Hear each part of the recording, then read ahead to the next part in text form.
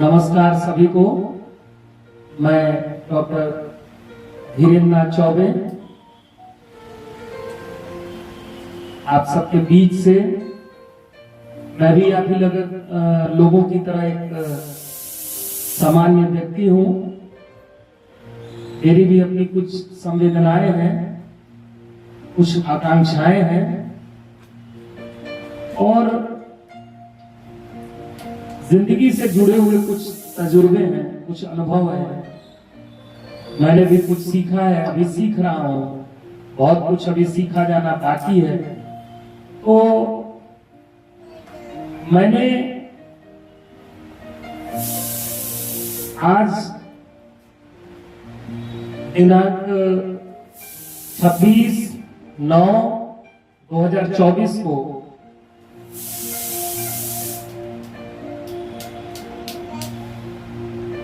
यह तय किया है कि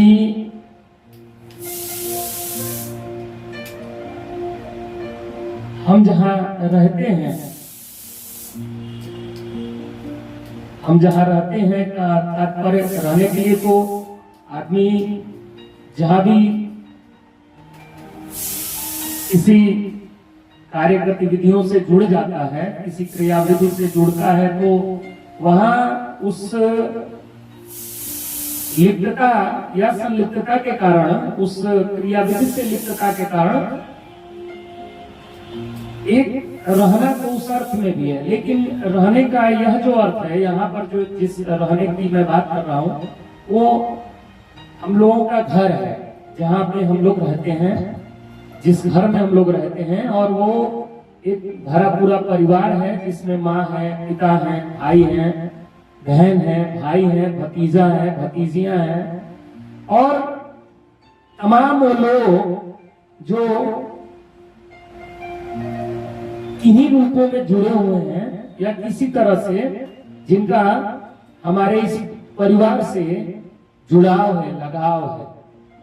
तो हमने यह तय किया है कि आज से हम लोग प्रत्येक दिन शाम को 8 बजे से शामे गजल शीर्षक से आधे घंटे का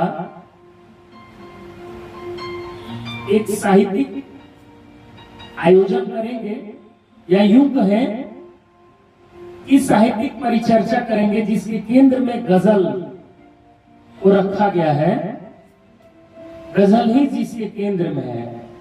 तो और सबको एक टास्क या होमवर्क कह लीजिए, या सबके हिस्से के कुछ काम दिए गए हैं, जिसके माध्यम से सबके हाथों में एक एक पुस्तकें रहेंगी, किसी न किसी उनके प्रिय गजलकार की, चाहे वो बशीर बद्र हो, चाहे निदा फाजली हो, चाहे दुष्यंत हो, चाहे हिंदी विभाग के वर्तमान अध्यक्ष प्रोफेसर वशिष्ठ अनूप सर हो,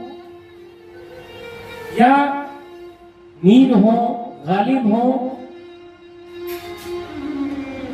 नजीर अकबराबादी हो, तमाम ऐसे गजलकार जिनका मैंने नाम लिया है या अन्य जो भी छूट गए हैं, वो एक लंबी फहरिस्त है। और हिंदी में गजल आरंभ देखिए तो भारतेंदु युग से लेकर के अब तक बहुत तरह के गजल में बातें आई हैं। गजल में विभिन्न विषयों ने अपना स्थान बनाया है और मैं समझता हूं कि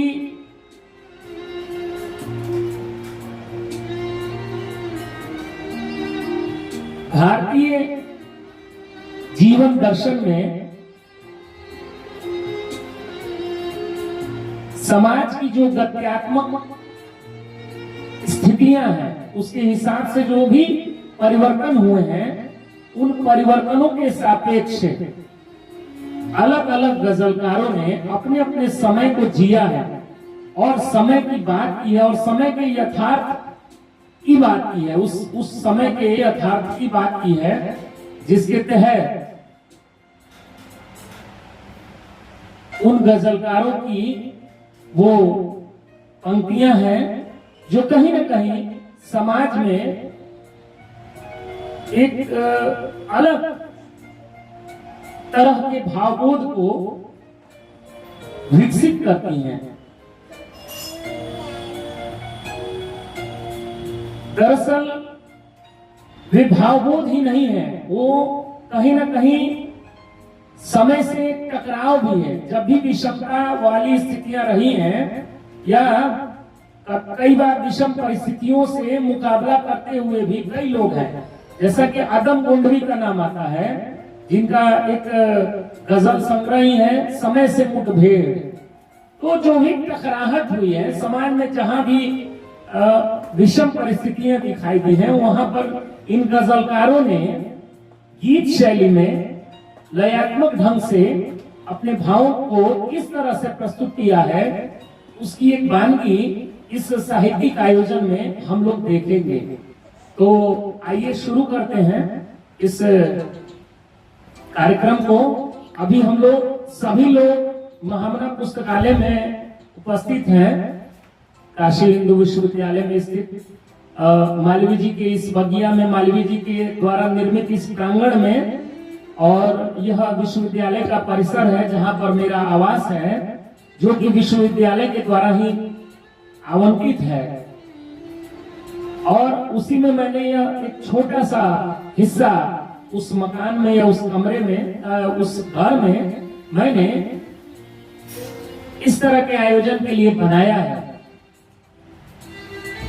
तो मैं चाहता हूं कि जोरदार तालियों के साथ जितने प्रतिभागी हैं, अभी मेरे सम्मुख कुल 4 प्रतिभागी दिखाई दे रहे हैं, जिसमें एक नन्ही ये प्रतिभागी भी है जिसका नाम आरना है।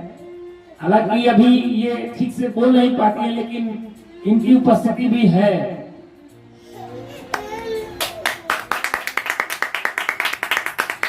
इस क्रम में सबसे पहले नाम जो है वो प्रज्ञा भार्गव का है, इनकी तरफ कैमरा कीजिए।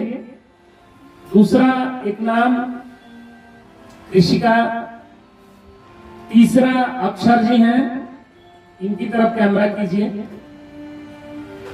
और आप अपनी तरफ भी कैमरा कर लीजिए, वहां से सेल्फी टाइप का हो जाएगा, सेल्फी मोड कर लीजिए, कर लीजिए। आप आ जाइए, इधर आ जाइए, आप आ जाएंगे, आप कैमरे में आ जाएंगे, कैमरे में आप कैद हो जाएंगे। तो ये हैं प्रत्युष चौबे जी, इनका भी जोरदार तालियों से आप लोग स्वागत करिए। बहुत ही प्रतिभा संपन्न ये बालक हैं। इन्होंने वाराणसी स्थित कई विद्यालयों में अपनी प्रतिभा का लोहा बनवाया है और इन्होंने कई मंचों पे अपनी काव्य प्रतिभा से सारे दर्शकों का उत्साहवर्धन और मनोरंजन भी किया है। इसलिए मैं प्रत्युष जी का भी हार्दिक अभिनंदन और स्वागत करता हूं। और कार्यक्रम की शुरुआत, और ये देखिए आरना भी जो है, इनका भी करतल ध्वनि निकल ही गई है इनके हाथों के द्वारा, तो इनका भी स्वागत करिए आप लोग। इस क्रम में मैं सबसे पहले प्रत्युष जी को ही बुलाना चाहूंगा। मैं आवाज दे रहा हूं प्रत्युष चौबे जी को, कृपया वे आए और अपने प्रिय, और इसमें हमने शर्त रखा है कि वो पुस्तक से देख करके भी पढ़ सकते हैं। तो जो भी उनके प्रिय गजलकार हैं, उनकी कुछ काव्य पंक्तियां या उनके शेर यहाँ सारे जो दर्शक हैं या जो इस YouTube चैनल के माध्यम से भी सुन रहे होंगे, उन तक पहुंचेगा। धन्यवाद। नमस्कार मित्रों, मेरा नाम प्रत्युष चौबे है। मैं आपको आदिल रफीक की एक गजल सुनाऊंगा। गुलाम क्या है, शबाब क्या है, वह शख्स हमको बता रहा था, किसी के रिश्ते खराब करके जो अपने रिश्ते बना रहा है। अजब तरीका है जिंदगी का, अजब तरीका है गुफ्तगू का, किसी का नंबर बढ़ा रहा है, किसी का नंबर घटा रहा है। मैं तुझको अपना समझ रहा था मगर तू दुश्मन से कम नहीं, मैं तुझको अपना समझ रहा था तू दुश्मन से कम नहीं, मेरी बुराई सुनी है तूने तभी तो मुझको बता रहा है। शुक्रिया। बहुत बढ़िया, बहुत खूब। मेरी शिकायत सुनी है तुमने, तभी तुम उसको बता रहा है। गुनाह क्या है, सवाब क्या है, वो शख्स हमको बता रहा है। बहुत खूब प्रत्युषी, जोरदार तालियां इनके लिए। कार्यक्रम की अगली कड़ी में मैं कृषिका को बुलाना चाहूंगा। कृषिका आए और अपने गजब से सबको शेर पढ़ने की खास ढंग और शैली के लिए कृषिका जानी जाती हैं। इन्होंने देश के कई मंचों पर कई कार्यक्रमों में अपने पढ़ने की शैली के लिए इन्होंने अपनी ख्याति अर्जित की है। इसके लिए मैं जोरदार तालियों से इनका स्वागत करता हूं। कृषिका, आप सबको मेरे तरफ से बहुत बहुत बधाइयाँ कि आप मुझे सुनने के लिए यहाँ पे आए, और सर का भी बहुत मैं शुक्रिया अदा करूंगी कि उन्होंने मुझे समझा और जाना कि मैं किस लायक हूँ। आप मुझे जान रहे होंगे कि मेरा नाम क्या है, तो मुझे ये बताने की जरूरत नहीं है, और किस लिए हम इस मंच पे उपस्थित हैं इसको भी बताने की जरूरत नहीं है, आप जान चुके हैं। तो मैं सीधे मुद्दे पे आते हुए मैं आज किस गजल के बारे में और किस गजलकार मतलब किसने गजल लिखा है उसके बारे में बताना स्टार्ट करती हूँ। मैं आज गोपाल दास नीरज के बारे में बताऊंगी और उनकी एक बहुत ही अच्छी गजल जो मुझे अच्छी लगी। वैसे तो मैं गजल के बारे में बहुत नहीं जानती हूँ, लेकिन जो भी जानती हूँ मुझे ये बहुत अच्छे लगे। मैं उनके बारे में पहले कुछ बताऊंगी, कुछ छंद लाइनें, और उसके बाद मैं उनकी एक गजल सुनाऊंगी। पहली बात तो उनका असली नाम गोपाल दास सक्सेना था, और उनका जन्म 4 जनवरी 1925 को हुआ था, और उन्हें बहुत से पुरस्कार से सम्मानित किया गया है, जिसमें 2 बहुत ज्यादा जरूरी है। एक तो पद्मश्री से उन्हें संबोधित किया गया, और एक पद्म भूषण से उनको सम्मानित किया गया। उनका देहांत लंबे बीमारी के चलते उनका देहांत हुआ। वो 93 साल की उम्र में उनकी मृत्यु हुई, और वो बहुत ही अच्छे गीतकार, और उन्हें फिल्म फेयर पुरस्कार भी मिला। ये मुझे बहुत ही अच्छे लगे। मैं अब इनकी एक गजल सुनाना चाहूंगी।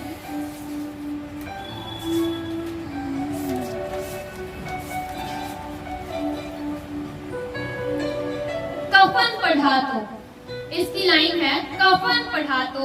अब हम इसे सुनेंगे। कफन पढ़ा तो किस लिए, नजर तो डबडबा गई। कफन पढ़ा तो किस लिए, नजर तो डबडबा गई। नजर तो डबडबा गई। श्रृंगार क्यों सहम गया,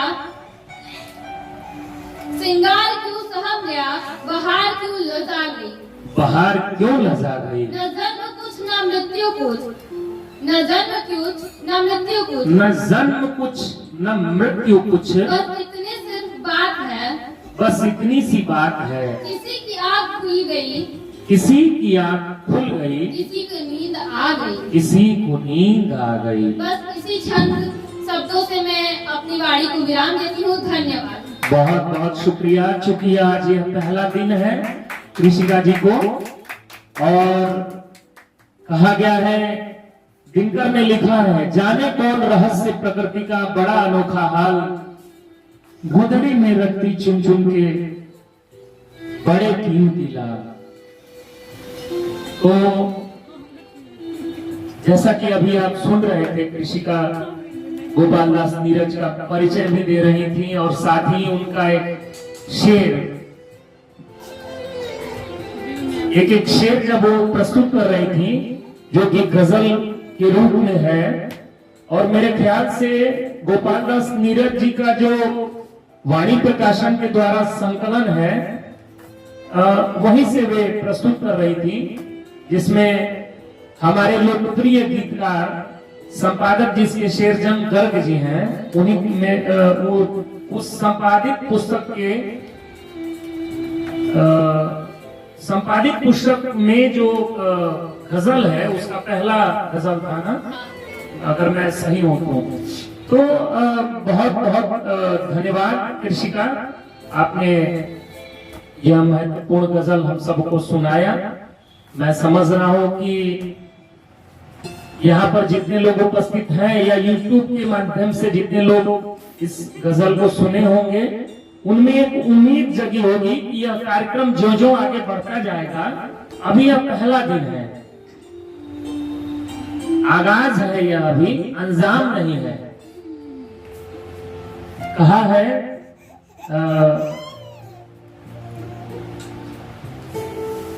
कि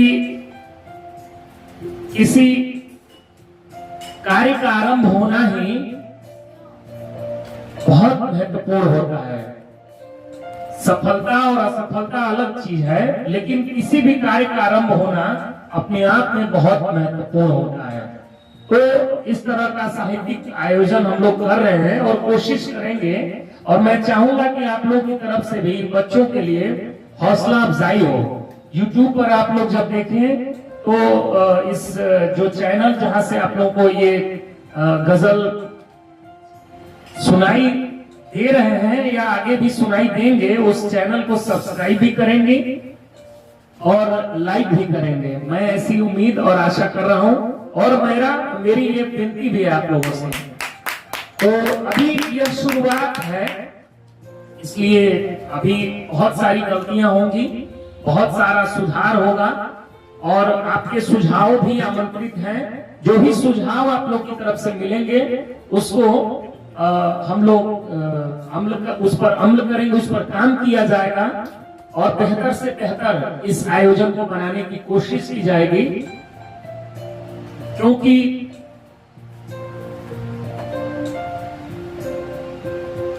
एक छोटी सी कविता बहुत पहले मैंने लिखी थी, तो उसमें उसकी कुछ पंक्तियां हैं। धरा डोलती है, गगन डोलता है, जमाने में जिनका हुनर बोलता है। धरा डोलती है, गगन डोलता है, जमाने में जिनका हुनर बोलता है।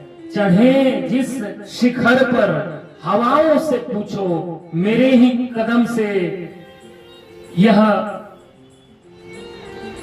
शहर डोलता है। ये कश्ती ये दरिया बहाने न छेड़ो, ये कश्ती ये दरिया बहाने न छेड़ो। परत दर परत जो जहर घोलता है, गिरे भी पर जिद में चला जो मुसाफिर। गिरे भी, गिरना और चलना उठना, गिरना उठना चलना ये लगा रहता है, ये प्रकृति का नियम ही है। एक समान स्थितियां हमें मिलती नहीं है। गिरे भी पर जिद में चला जो मुसाफिर, भ्रमों की वो सारी कसर खोलता है। इस क्रम में मैं आगे आवाज दे रहा हूं प्रज्ञा भार्गव को। जोरदार तालियों से उनका स्वागत करिए। दरअसल मैं आप लोगों को बताना चाहूंगा कि मुख्य रूप से यह जो आयोजन है यह हिंदी गजल पर है। हालांकि इसमें उर्दू के जो शायर हैं, प्रमुख जो शायर हैं, उनकी शेरो शायरी को भी हम लोग लेने की कोशिश करेंगे। उनको भी हम लोग इस आयोजन में शामिल करने की पूरी कोशिश करेंगे।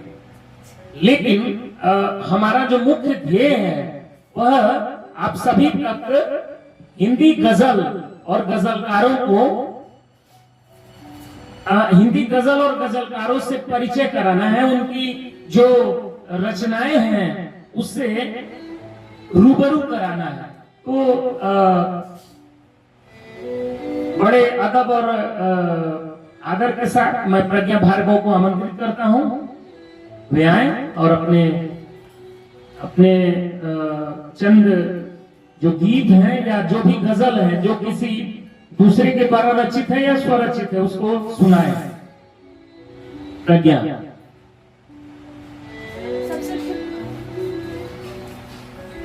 हेलो, सबसे पहले तो मैं आप सभी को सादर चरण स्पर्श करती हूँ और मैं आप लोगों को फैज अहमद फैज की पहले तो मैं फैज अहमद फैज के बारे में बताऊंगी, उनका जीवन परिचय बताऊंगी, फिर उनका कुछ नज्म आप लोगों को सुनाऊंगी। फैज अहमद फैज का जन्म 3 फरवरी 1911 में सियालकोट में हुआ था। जैसा कि आपको पता है कि फैज अहमद फैज पढ़ने में बहुत ही होनहार छात्र थे। वे मैट्रिक की परीक्षा में भी प्रथम श्रेणी से उत्तीर्ण हुए थे, इंटरमीडिएट की परीक्षा में भी प्रथम श्रेणी से उत्तीर्ण हुए थे।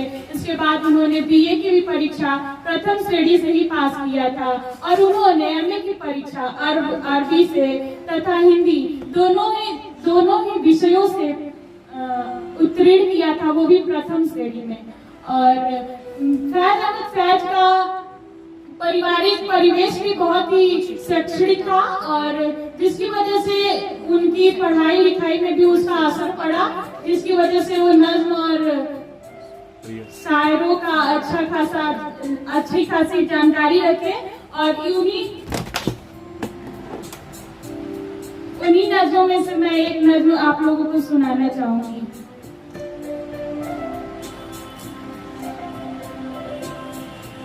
कभी कभी याद में उभरते हैं, कभी कभी याद में उभरते हैं,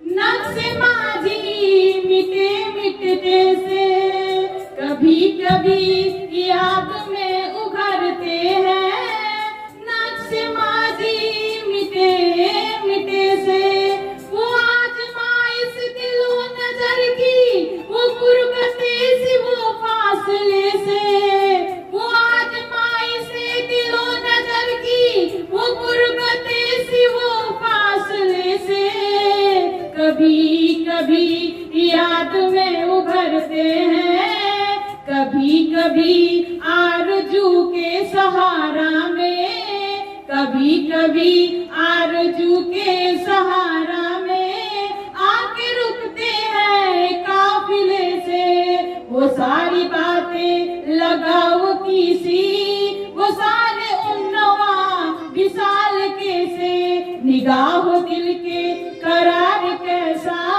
निशात गम में कमी कहाँ की, वो जब मिले हैं वो उनसे हर बार की है उल्फत नए सिरे से, कभी कभी याद में उभरते हैं, नक्शे माझी मिटे मिटे से, तुम ही कहो रिदो मुहसिबे में है आज शब कौन फर्क ऐसा, ये आके बैठे मैक देवे, वो उठ के आए हैं मैक दे से, कभी कभी याद में उभरते हैं, नक्शे माझी मिटे मिटे से, कभी कभी याद में उभरते हैं, नक्शे माझी मिटे मिटे से।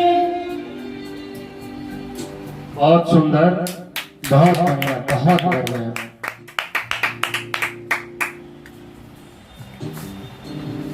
जैसा कि अभी प्रज्ञा आपने बताया नहीं किसका गजल है ये? फैज अहमद, हाँ शुरू में ही बताया था, फैज अहमद फैज के द्वारा रचित यह गजल। बहुत बहुत धन्यवाद आपको। अभी प्रतिनिधि गजलें जिसके रचयिता प्रोफेसर वशिष्ठ अनूप जी हैं, जो कि वर्तमान में काशी हिंदू विश्वविद्यालय के हिंदी विभाग में विभागाध्यक्ष के पद पर कार्यरत हैं और उनके इन गजलों के संग्रह का शीर्षक है छंद तेरी हंसी का। उसमें से मैं उनकी एक गजल सुनाना चाह रहा हूं। डरी है बेटियां हर पल, डरी है बेटियां हर पल, गली घर राजधानी में कोई शैतान आ जाता है परियों की कहानी में। हमारे देश के बच्चों की आंखों में उदासी है, हमारे देश के बच्चों की आंखों में उदासी है। बुढ़ापा घेर लेता है अचानक नौजवानी में। हमारे अन्नदाता अन्न की खातिर तरसते हैं, हमारे अन्नदाता अन्न की खातिर तरसते हैं, गुजारा हो नहीं पाता है अब खेती किसानी में, गुजारा हो नहीं पाता है अब खेती किसानी में। समय का दर्द शब्दों में कहत बनकर आया होता, समय का दर्द शब्दों में कहत बनकर आया होता, नहीं तो तलखियां आती नहीं संतों की वाणी में। किसी दिन यक बयक सबको बसेरा छोड़ना होगा, कजा करती नहीं है फर्क राजा रंग ज्ञानी में। तो ये कुछ चंद पंक्तियां थी और इस कार्यक्रम की अगली कड़ी के रूप में मैं अक्षर चौबे को आवाज दे रहा हूं, जो अपने प्रिय गजलकार की गजलों में से कोई एक गजल सुनाए। जोरदार तालियों से इनका स्वागत करिए। अक्षर चौबे। धन्यवाद सर। मेरा नाम अक्षर, मैं आप सभी के बीच रघुपति गोरखपुरी जी का गजल प्रस्तुत करूंगा। रघुपति सहाय फिराक गोरखपुरी जी का जी ये गजल प्रस्तुत करना चाह रहे हैं। जोरदार तालियों से इनका स्वागत करिए। मैं पहले रघुपति सहाय गोरखपुरी जी के बारे में चंद शब्दों से उनकी जीवन के बारे में परिचय दे देता हूँ। उसके पश्चात मैं गजल उनका शुरू करूंगा। उनका जन्म 28 अगस्त 1896 ईस्वी के गोरखपुर में उनका जन्म हुआ था, उत्तर प्रदेश में। उनके पिताजी शिक्षा और शिक्षा शास्त्र में वो रुचि रखते थे उनके पिताजी, और वो गजल अंग्रेजी, उर्दू, हिंदी गजल बहुत सारी उन्होंने लिखा। उसी में से एक है फिराक। फिराक से हम उनकी गजल कुछ पंक्तियों से शुरू करूंगा और देखता हूँ उसमें कौन सी मुझे अच्छा लगता है वो शुरू करता हूँ। इसके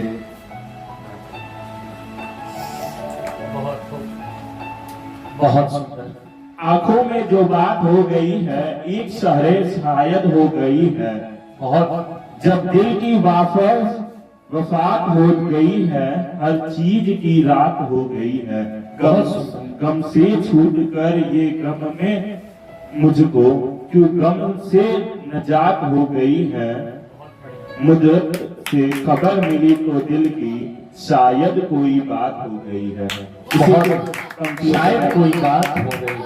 इसी पंक्तियों से अपने वाणी को विराम देता हूँ और कार्यक्रम की गतिविधियों से सर समाप्त करा देता हूँ कि कार्यक्रम यहीं पे समाप्त की घोषणा हो जाती है। और सर से मैं बोलूंगा कि सर कार्यक्रम समाप्त करें, क्योंकि हम लोग की 30 मिनट की ये सीमाएं होती हैं। आज हमको लगता है कि कार्यक्रम ज्यादा ही हो गया, सर का वक्तव्य बहुत बड़ा ही हो गया था।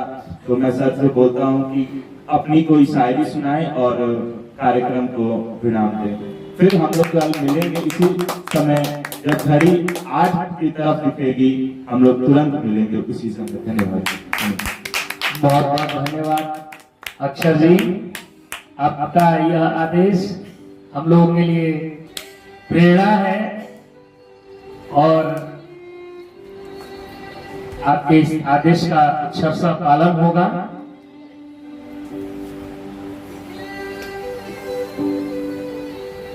जैसा कि आप सभी ने सुना, इस 30 मिनट के समूचे आयोजन को, और इसमें अलग अलग प्रतिभागियों के बारे में मैं बता दूं। सबसे पहले आप लोगों से जो मुखातिब हुए थे प्रत्युष चौबे जी, आप आए। इसी क्रम में इसके बाद कृषिका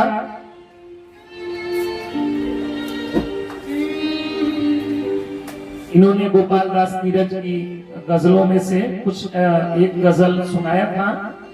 इस क्रम में आगे जो है प्रज्ञा आए। प्रज्ञा ने आपको फैज अहमद फैज के उस नज्म को सुनाया जिसमें काफी दर्द छिपा हुआ था। और इसी अगली कड़ी में अक्षर जो आपके सम्मुख अभी बैठे हुए हैं और इन्होंने बातें भी रखी और समापन की औपचारिक घोषणा भी कर दी, जो कि मुझे करना था। है कोई बात नहीं।